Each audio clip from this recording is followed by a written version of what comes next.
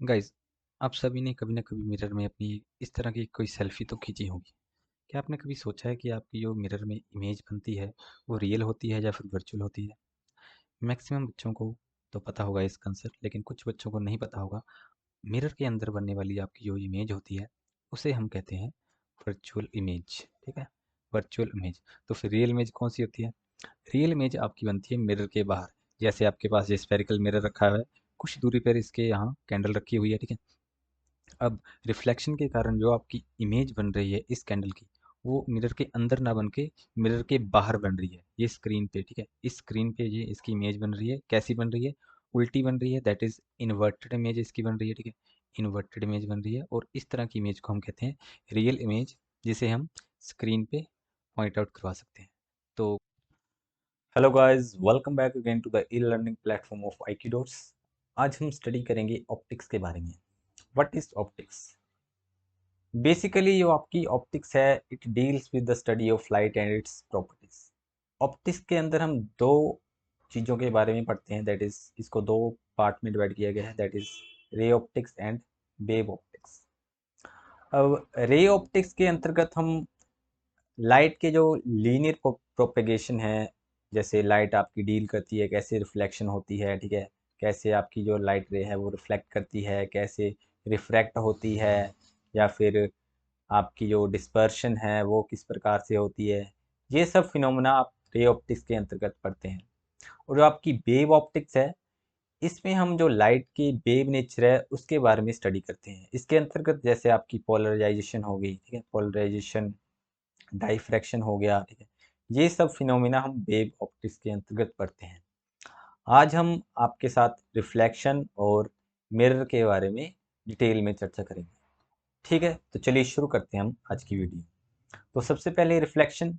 आप सभी को पता ही होगा कि रिफ्लेक्शन, मैक्सिमम बच्चों को पता होगा क्या होता है।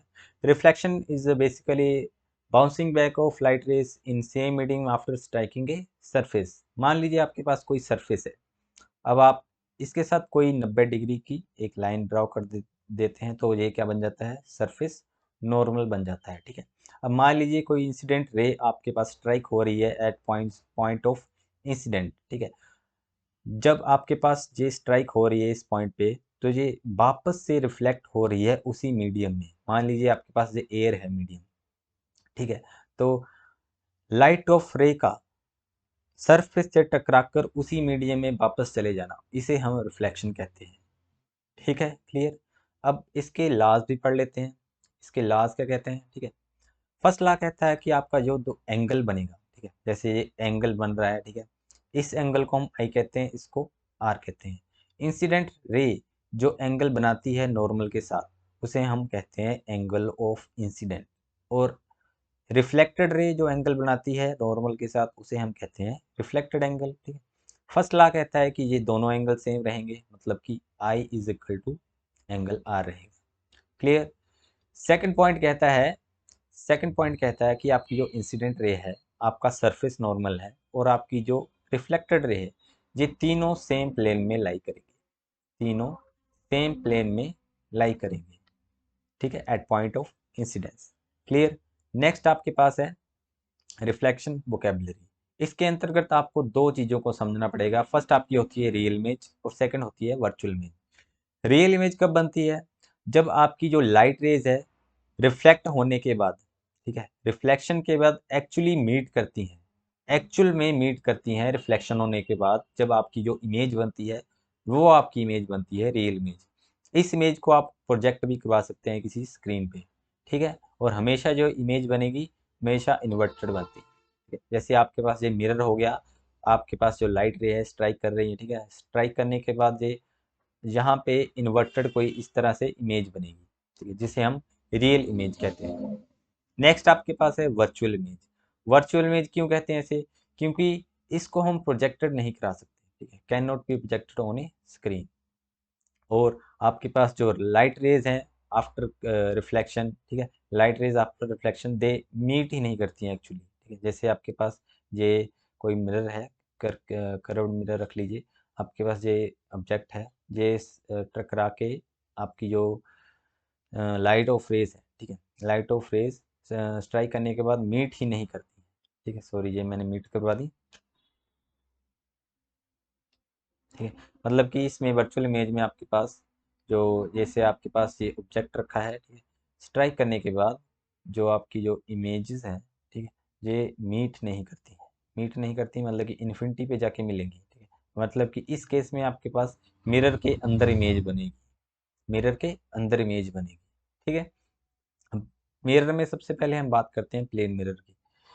प्लेन मिरर में क्या होता है, जैसे आपने देखा होगा प्लेन मिरर जो आपके पास पड़ा हुआ है, ठीक है, मर्तबान रखा है। ठीक है, सबसे पहली बात जो आपके प्लेन मिरर में है, साइज इक्वल रहता है, इमेज का साइज इक्वल रहता है, मतलब कि आपका जो साइज ऑफ इमेज है equal to size of object रहेगा। वर्चुअल इमेज बनती है मतलब कि शीशे के अंदर इमेज बन रही है। इरेक्ट बनती है मतलब कि सीधी इमेज बन रही है। ठीक है, उल्टी नहीं बनती। इसमें लीनियर मैग्निफिकेशन 1 रहती है, जैसे आपके पास ये मर्तबान की जितनी हाइट है उतनी ही हाइट की आपके पास इमेज बन रही है, मतलब कि आई अपॉन ओ आपके पास हमेशा 1 रहता है। ठीक है, आई अपॉन ओ की वैल्यू 1 आती है, जितनी हाइट आपकी इमेज की है उतनी ही ऑब्जेक्ट की रहेगी। फोकल लेंथ आपके पास इन्फिनिटी रहती है। ठीक है, अब नंबर ऑफ इमेजेस किसी पे डिपेंड करती है, नंबर ऑफ इमेजेस डिपेंड करती है थीटा पे। मान लीजिए आपके पास कोई दो प्लेन मिरर दे रखे हैं और आपसे पूछा गया है, आपके पास एंगल दे रखा होगा और पूछे जाएगा कि इसमें कितनी इमेजेस बनेगी। जैसे मान लीजिए आपके पास एंगल 180 डिग्री दे रखा है, तो नंबर ऑफ इमेजेस कैसे कैलकुलेट करेंगे, 360 डिवाइडेड बाय 180, इसको कट कर देंगे तो कितना आ जाएगा 2। तो आप कहेंगे 2 इमेजेस बन रही हैं, रॉन्ग। क्यों? क्योंकि जब आपके पास इवन नंबर ऑफ वैल्यू आती है तो आप हमेशा उसमें से -1 करते हो। ठीक है, तो मतलब कि इसमें से आपको -1 करना पड़ेगा, तो आपकी कितनी इमेजेस बनेगी, 1 इमेजेस बनेगी। इस तरह से आपके पास थीटा 45 दे रखा हो तो कितनी इमेजेस बनेगी, कैलकुलेट कर लेते हैं। n इज इक्वल टू 360/45, 15 तिये 45, 15 दूनी 30, 4 6 बच्चे, 15 चौके 60, 3 अट्ठे 24, तो n कितना आ गया 8। अब 8 में इवन नंबर है तो -1 करना पड़ेगा, तो कितनी इमेजेस बनेगी, 7 इमेजेस आपके पास बनेंगी। क्लियर? नेक्स्ट आपके पास जैसे वर्चुअल इमेजेस बनती है हमेशा प्लेन मिरर में। ठीक है, और आपके पास जितना डिस्टेंस ऑब्जेक्ट का मिरर से होगा, मान लीजिए ये 2 मीटर डिस्टेंस दूर है, मिरर से ऑब्जेक्ट की दूरी 2 मीटर है, तो उतनी ही दूरी पर आपकी जो इमेज है बनेगी। मतलब कि आपका ऑब्जेक्ट अगर मिरर से 2 मीटर दूर है तो आपकी इमेज मिरर के अंदर 2 मीटर दूर जाके बनेगी। क्लियर? नेक्स्ट पॉइंट कहता है कि आपको अपनी हाइट, पूरी हाइट देखने के लिए कितने मिरर की आवश्यकता पड़ती है। क्वेश्चन भी पूछा जा सकता है आपकी, अगर आप मान लीजिए आपके पास आपकी हाइट 6 फुट है, तो आपको अपनी इमेज देखने के लिए मिनिमम कितने मिरर की आवश्यकता है कि आपकी पूरी इमेज उसमें दिख सके। ठीक है, तो अभी देखते हैं कितनी मिरर की आवश्यकता पड़ती है आपको। ठीक है, तो आपने देखा जैसे ये आपकी इमेज बन रही है तो लगभग आधी, ठीक है, आपको अपने हाइट के आधी मिरर की आवश्यकता पड़ेगी अपनी पूरी इमेज को देखने के लिए, लगभग 3 फुट। मतलब कि आपका जितनी हाइट है उससे आधे हाइट की आपको मिरर की आवश्यकता पड़ेगी अपनी इमेज देखने के लिए। ठीक है, नेक्स्ट पॉइंट क्या कहता है कि आपकी जो इमेज बनती है, ठीक है, वो लेफ्ट से राइट हो जाती है, मतलब रिवर्स हो जाती है। जैसे आपका ये राइट हैंड है, इमेज में कैसा दिख रहा है, लेफ्ट हैंड दिख रहा है। ठीक है, इस तरह से आपके अल्फ़ाबेट, ठीक है, इस तरह से, क्योंकि एम्बुलेंस को उल्टा लिखा जाता है ताकि जो सामने वाला व्यक्ति है, ठीक है, शीशे में वो उसको देखे सीधा पढ़ सके। ठीक है, नेक्स्ट आपके पास है कर्व्ड या फिर स्फेरिकल मिरर्स। अब स्फेरिकल मिरर्स क्यों कहते हैं इन्हें, ठीक है, क्योंकि ये स्फीयर का ही एक पार्ट होते हैं। ठीक है, जिस में आपका जो आउटर पार्ट है, आउटर पार्ट शाइनिंग रहता है, उसे हम कहते हैं कन्वेक्स मिरर। और जिस मिरर में इनर पार्ट, ठीक है, इनर पार्ट जो है सफ़ेयर का शाइनिंग होता है, उसे हम कहते हैं कनकेव मिरर। अब इसे याद कैसे रखेंगे, जैसे कनकेव में केव आ रहा है, केव का मतलब होती है गुफा। क्या होती है, गुफा। ठीक है, गुफा मतलब कि कनकेव मिरर में जो भी सब कुछ होगा वो गुफा के अंदर होगा। सेंटर ऑफ कर्वेचर गुफा के अंदर है, फोकल पॉइंट गुफा के अंदर है। ठीक है, आपका सेंटर ऑफ कर्वेचर से पोल तक का डिस्टेंस आपका होता है रेडियस ऑफ कर्वेचर। ठीक है, फोकल पॉइंट से लेके पोल तक का डिस्टेंस आपका होता है फोकल पॉइंट। ठीक है, मतलब कि यहाँ पे आपका जो रेडियस ऑफ कर्वेचर है लगभग 2f के बराबर होता है दोनों केसेस में, याद रखिएगा। ठीक है, और ये आपकी लाइन, इस लाइन को हम प्रिंसिपल एक्सिस कहते हैं। ठीक है, क्लियर? अब इसके बारे में डिटेल में हम पढ़ते हैं कि कनकेव मिरर क्या होता है। कनकेव मिरर अभी हमने पढ़ा, कर्व्स, इनवार्ड, इसमें जो इमेजेस रियल भी बनती है और वर्चुअल भी बनती है, मतलब दोनों प्रकार की इमेजेस हमें इसमें देखने को मिलती हैं। तो चलिए डिस्कस करते हैं। टोटल 6 केस होते हैं। जैसे आपके पास फर्स्ट केस है, मान लीजिए आपका जो ऑब्जेक्ट है, ठीक है, मैंने सेंटर ऑफ कर्वेचर के जस्ट बियॉन्ड रखा है। मान लीजिए इसकी हाइट लगभग 4 फुट है, ठीक है, इसकी हाइट कितनी है, 4 फुट। अब रे ऑफ लाइट जो पास कर इससे पैरेलल टू प्रिंसिपल एक्सिस जा रही है, वो स्ट्राइक होने के बाद फोकल पॉइंट से गुजरेगी। ये रूल है, ठीक है, जरा याद रखिएगा। ये रूल्स के अंतर्गत आ जाता है कि जो लाइन प्रिंसिपल एक्सिस या फिर ऑप्टिक एक्सिस के पैरेलल ट्रेवल करती है, वो रिफ्लेक्ट होने के बाद प्रिंसिपल फोकस से गुजरती है कनकेव मिरर में, ठीक है। इस तरह से जो रे ऑफ लाइट फोकल पॉइंट से गुजरती है, वो रिफ्लेक्ट होने के बाद पैरेलल चलती है प्रिंसिपल एक्सिस के, ठीक है। इस केस में आपके पास कैसी इमेज बन रही है, आपका ऑब्जेक्ट बियॉन्ड सी रखा है और आपकी इमेज जो है सी और एफ के बीच बन रही है। किसमें बन रही है, सी और एफ के बीच बन रही है। आपकी रियल इमेज आपके पास बन रही है और इन्वर्टेड इमेज बन रही है, मतलब कि पुट्ठी इमेज बन रही है। और इसमें आपका जो साइज है वो छोटा बन रहा है, मतलब ये 4 फुट है तो लगभग 3 फुट की आपके पास इमेज बन रही है, ठीक है। क्लियर हुआ। नेक्स्ट केस देख लेते हैं। नेक्स्ट केस में अगर हम आपके ऑब्जेक्ट को सी पर रख दें, ठीक है, अगर आपके ऑब्जेक्ट हम सी पर रख दें तो आपके पास किस तरह की इमेज बनेगी, तो आपके पास रियल और इन्वर्टेड इमेज बनेगी और उसकी हाइट जो है वो सेम रहेगी, मतलब दोनों की हाइट इस केस में सेम रहेगी। नेक्स्ट केस में अगर हम ऑब्जेक्ट को सी के आगे रख दें, सी और एफ के बीच में रख दें, ठीक है, सी और एफ के बीच में अगर हम अपने ऑब्जेक्ट को रख देते हैं, तो आपकी जो इमेज है वो सी से पीछे जाके बनेगी, ठीक है, और रियल बनेगी। अगर आपके पास 4 फुट की हाइट है, ठीक है, 4 फुट की हाइट है, तो आपके पास यहाँ पे इमेज का साइज बढ़ जाएगा, लगभग 5 फुट के आसपास हो जाएगा, ठीक है। तो मतलब कि इस केस में बिगर इमेज बन रही है, रियल इमेज बन रही है और इन्वर्टेड इमेज बन रही है। क्लियर हुआ। अब लास्ट आपके पास sixth case, that is unique case, ठीक है। अगर आप फोकल पॉइंट से भी आगे रख देते हैं इमेज को, फोकल पॉइंट से भी आगे रख देते हैं इमेज को, तो आपके पास जो आपकी रिफ्लेक्शन के बाद आपकी रे ऑफ लाइट है, जो हमने आपके पास डिस्कस किया था, ठीक है, ray of light actually never meet, ठीक है, ये दोनों रे ऑफ लाइट कभी भी मीट नहीं करेंगी। तो इस केस में आपके पास जो वर्चुअल इमेज बनती है, that is inside the mirror, ठीक है, इनसाइड द मिरर आपके पास इमेज बनेगी और इरेक्ट इमेज बनेगी। कैसी इमेज बनेगी, इरेक्ट इमेज बनेगी, ठीक है। इरेक्ट मतलब सीधी इमेज बनेगी और बिगर इन साइज। जैसे अब 4 फुट की हाइट तो लगभग 6 फुट की आपके पास इमेज बनेगी, ठीक है। अब फिर से एक बार से रिकैप कर लेते हैं। फर्स्ट केस आपके साथ हमने डिस्कस नहीं किया, दैट इज आपके पास अगर ऑब्जेक्ट इन्फिनिटी पर है, ठीक है, तो आपकी पॉइंट इमेज बनेगी, फोकल पर बनेगी, पॉइंट इमेज बनेगी फोकल, फोकल फोकस पॉइंट पे बनेगी। सेकंड केस हमने डिस्कस किया था कि अगर आपके पास 4 फुट की हाइट है का ऑब्जेक्ट है, सी के पीछे रखा हुआ है, तो सी और एफ के बीच इमेज बनेगी, 3 फुट की इमेज बनी थी, ठीक है इसमें। और ये केस भी डिस्कस किया था, अगर सी पे रखा होगा आपके पास ऑब्जेक्ट, ठीक है, तो आपकी जो इमेज है वो भी सी पर ही बनेगी और दोनों की हाइट सेम रहेगी।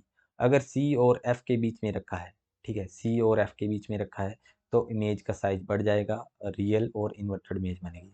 और नेक्स्ट केस था, अगर आप एफ पे रख दें, अगर आप एफ पे रख दें इमेज अपने ऑब्जेक्ट को, तो आपकी इमेज इन्फिनिटी पर बनेगी जाकर, ठीक है, इन्फिनिटी पर मतलब कि दिखेगी नहीं, ठीक है। इस तरह से आपके पास सिक्स्थ केस था, दैट इज़ वेरी इंपॉर्टेंट, कि अगर आप एफ और पी के बीच में रख दें, ठीक है, फोकस और पोल के बीच अपना ऑब्जेक्ट रख दें, तो आपकी इमेज वर्चुअल बनेगी, ठीक है। बाकी सभी केस में आपके पास रियल इमेज बनेगी, इन सभी 5 केस में रियल इमेज बनेगी। यही एक केस है जिसमें आपकी इमेज वर्चुअल और इरेक्ट बनेगी, ठीक है। क्लियर हुआ। बढ़ते हैं आगे। अब बात करते हैं कन्वेक्स मिरर की, ठीक है।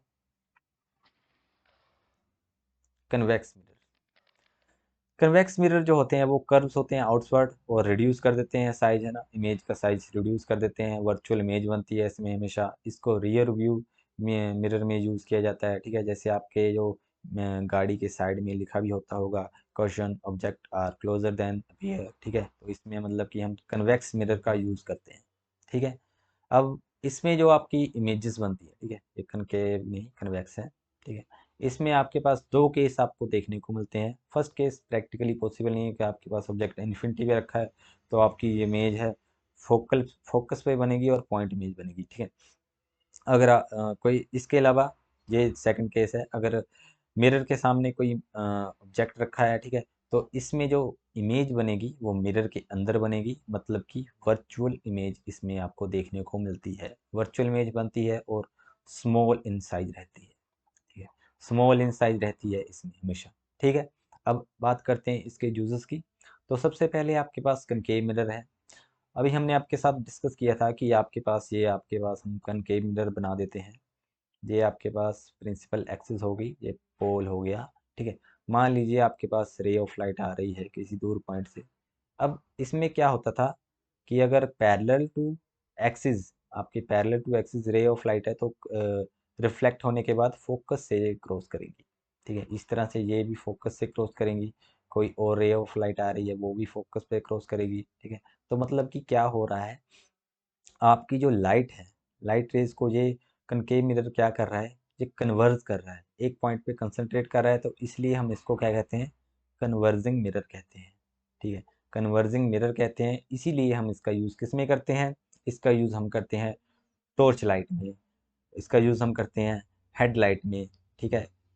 और क्योंकि ये कन्वर्ज कर रहा है एक ही पॉइंट पर, इसलिए हम इसका यूज़ करते हैं सोलर कुकर में, ठीक है। जैसे ये सोलर रेडिएशन आ रही है, ठीक है, रिफ्लेक्ट होने के बाद लाइट रेज रिफ्लेक्ट होके एक ही पॉइंट पर कन्वर्ज हो रही है, मतलब हीट पैदा कर रही है इस पॉइंट पे, ठीक है। तो मतलब कि आसानी से हम सोलर लाइट की हेल्प से इसको खाने को पका सकते हैं, तो इसमें भी हम कन्वेयर मिरर का यूज़ कर सकते हैं।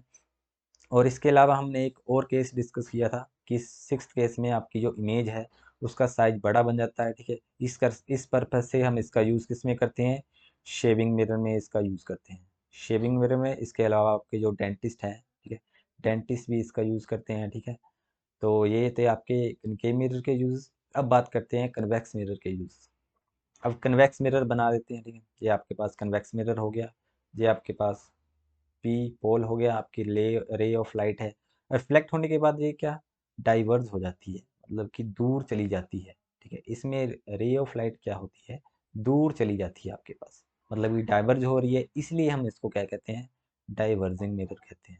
क्या कहते हैं इसे, डाइवर्जिंग मिरर कहते हैं, ठीक है। इसलिए हम इसका यूज़ करते हैं स्ट्रीट लाइट में। आपके पास आपने देखा होगा आपकी जो स्ट्रीट लाइट है, एक बल्ब ऐसे लगा होता है, उसके बाद आसपास एक ऐसा सा कन्वेक्स मिरर यूज़ किया होता है, ताकि जो आपकी जो लाइट है वो चारों दिशाओं में फैल जाए, चारों दिशाओं में फैल जाए, इसलिए हम इसका यूज़ करते हैं स्ट्रीट लाइट में। कहाँ यूज़ करते हैं इसका, स्ट्रीट लाइट में यूज़ करते हैं। इसके अलावा जो आपकी साइज है, ये साइज को छोटा कर देता है, स्मॉल कर देता है ना, साइज को, इमेज के साइज को छोटा कर देता है, इसलिए हम इसका यूज़ करते हैं पीछे देखने के लिए, है ना, मिरर में, कार के मिरर में यूज़ करते हैं पीछे के देखने के लिए। और इसके अलावा आपने देखा होगा मोड़ों पे आपके पास, ठीक है, मोड़ों पे आपके पास इस तरह के मिरर लगे होते हैं, या फिर सिक्योरिटी शॉप में लगे होते हैं, ठीक है। आपको क्यों लगे होते हैं ये मिरर, तो टू अवॉइड एक्सीडेंट, ठीक है, अवॉइड एक्सीडेंट वगैरह, इसलिए इस मिरर का यूज़ करते हैं कि, ठीक है, क्योंकि आपका जो व्यू का एरिया वो वाइड हो जाता है, ठीक है, आपका जो व्यू का एरिया वो वाइड हो जाता है। और ये थे आपके पास कन्वेक्स मिरर के यूजेस। इसके बाद है मिरर फॉर्मूला। मिरर फॉर्मूला आपने पढ़ा होगा, that is 1/u plus 1/v equal to 1/f, ठीक है। अब u v ये सब क्या होता है, अब मान लीजिए मैंने आपके पास यहाँ पे एक कनकेव मिरर बना दिया, ये आपके पास प्रिंसिपल एक्सिस बना दी, ये p पॉइंट पोल बना दिया, ठीक है। अब मान लीजिए ये मेरे पास c पॉइंट है, सी पॉइंट है, ठीक है। अब ये आपके पास फोकल पॉइंट है, ठीक है। अब मान लीजिए मैंने अपना जो ऑब्जेक्ट है बियॉन्ड सी रखा है, सी के पीछे रखा है, ठीक है। अभी हमने डिस्कस किया था फर्स्ट केस इसका, ठीक है। तो इसकी इमेज कहाँ बनेगी, इसकी इमेज सी और एफ के बीच बनेगी, जो जिसका साइज जो है वो इससे कम होगा, मतलब ये छोटी बनेगी, ठीक है। अब ये आपका ऑब्जेक्ट है और ये उसकी इमेज है, ठीक है। ऑब्जेक्ट से लेके पोल तक के डिस्टेंस को हम कहते हैं यू, और पोल तक के डिस्टेंस को, इमेज से लेके उसे कहते हैं v, और f से लेके b तक के डिस्टेंस को हम कहते हैं f, that is 1/u plus 1/v equal to 1/f। ये सभी स्फेरिकल मिरर के लिए फॉर्मूला हम यूज़ कर सकते हैं, ठीक है। कनकेव के लिए यूज़ कर सकते हैं, कन्वेक्स के लिए भी इसको यूज़ कर सकते हैं। अब इसके बाद लीनियर मैग्निफिकेशन अभी हमने डिस्कस किया था, that is m equal to i/a।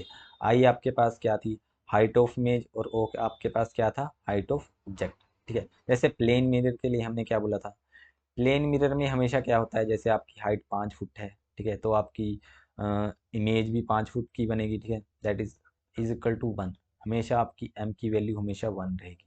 ठीक है, अब कनकेव मिरर में क्या होता है, अब हमने कनकेव मिरर में 6 केसेस देखे। ठीक है, इसमें साइज जो इमेज का है छोटा बनता है अगर दूर रखी है, जैसे ये पास आपके पास ऑब्जेक्ट है, ठीक है, बियॉन्ड सी है, ठीक है, तो आपके पास इमेज कैसी बनेगी, छोटी इमेज बनेगी। ठीक है, ठीक है, इस केस में तो आपके पास इमेज छोटी बनेगी।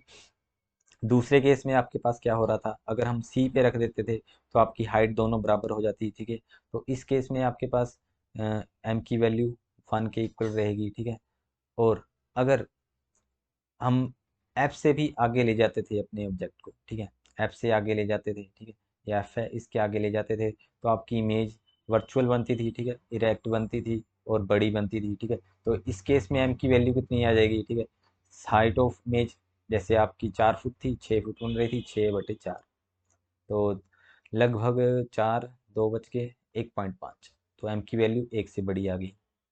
फर्स्ट केस में 1 से छोटी थी, तो कनकेव मिरर में एम की वैल्यू 1 से बड़ी भी हो सकती है, 1 भी हो सकती है और 1 से छोटी भी हो सकती है।